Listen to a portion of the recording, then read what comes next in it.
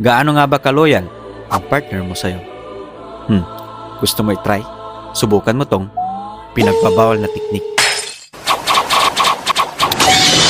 Unahin natin sa TikTok. Habang tulog si partner, open mo ang kanyang account sa TikTok. Pumunta ka sa kanyang profile, 3 line sa taas, settings and privacy, at hanapin mo ang kanyang activity center. Dito, makikita mo lahat ng mga pinanood niya, mga kinomentan niyang video, at sinearch niya. Next, back ka ulit at open mo tong content preferences. At dito, makikita mo ang naka-hidden account. Sunod sa Facebook. Punta ka sa kanyang settings, scroll down mo, at sa bandang your activity, click mo tong activity log.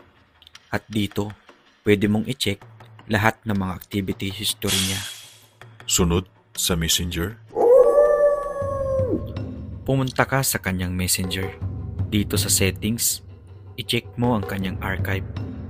At sa message request naman, merong you may know at spam. Next, at dito sa settings niya ulit, i-check mo tong privacy and safety. At dito, tignan mo sa hidden accounts, block accounts, or restricted accounts. At ang last sa Gmail. Punta ka sa kanyang Gmail app, click mo tong profile, manage your Google account, at hanapin mo tong data and privacy. At dito sa history settings, sa may activity, makikita mo lahat mga activity history niya. At dito mo rin malalaman mga nagamit niyang app o may tinatago ba siyang app sa kanyang cellphone. So ayan ka-teknik, like and share. Follow mo na rin ako.